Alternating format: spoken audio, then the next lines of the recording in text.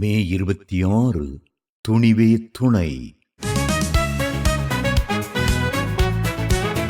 மிகுந்த பலனுக்கேதுவான உங்கள் தைரியத்தை விட்டுவிடாதிருங்கள். எபிரேயர் 10:35. அரண்டவனுக்கு இருண்டதெல்லாம் பேய் என்பார்கள். தைரியத்திற்கு எதிர்ப்பதம் பயம். ஏன் நமக்கு பயம் வருகின்றது என்பதை சற்று சிந்திப்போம்.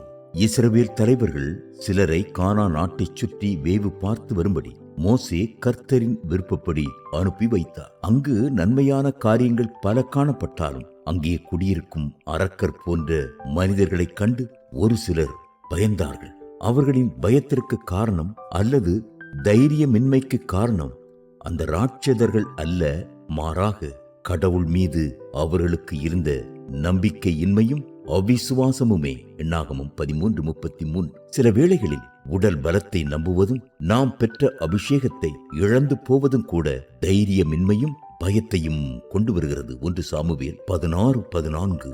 மேலும் அநேகருக்கு புகழ் மீது நாட்டம் ஏற்படுவதினால் கிடைக்காமல் போய்விடுமோ என்ற பயம் ஏற்பட்டு தைரியமின்றி செயல்படுவதை காணலாம். யோவான் 14:24. பயத்தினால் ஏற்படுவதெல்லாம் தீய விளைவுகளே.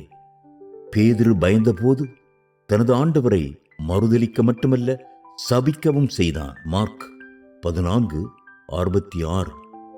பின்னர் ஒரு சூழலில் அவனது பயம் அவனை மாய்மாலக்காரனாக்கிற்று. கலாத்தியர் 2:11-13.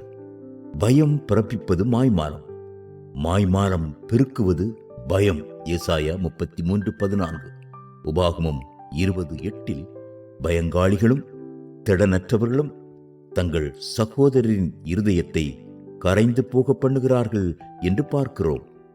ஆம், கோழையான மனிதன் உடன் இருப்போரையும் கலங்க பண்ணுகிறான். தான் பயப்படுவது மட்டுமல்ல, மற்றவர்களையும் பயத்தின் வழியில் நடத்தி விடுவான். எல்லாவற்றிற்கும் மேலாக பயப்படுகிறவர்களுக்கு நரகமே கிடைக்கின்றது என வெளிப்படுத்துதல் 21:8 கூறுகிறது. நரகத்திற்கு பங்காளிகள் பட்டியலில் பயப்படுகிறவர்கள் முதல் வரிசையில் இருக்கின்றனர். நீதிமானோ சிங்கத்தைப் போல் தைரியமாயிருக்கிறான். நீதிமொழிகள் 28:1. நாம் தைரியமாக இருக்க திருவசனங்களே ஆதாரமாக உள்ளன. கடவுள் நமது பக்கம் இருக்கும்போது நமக்கு விரோதமாய் இருப்பவன் யார்? ரோமர் 8:31.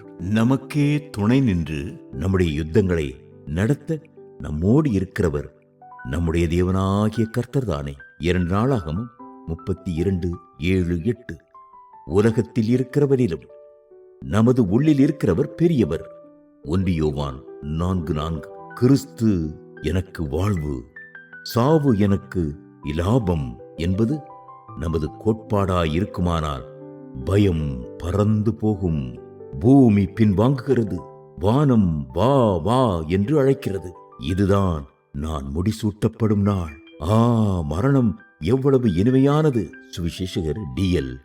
மூடி.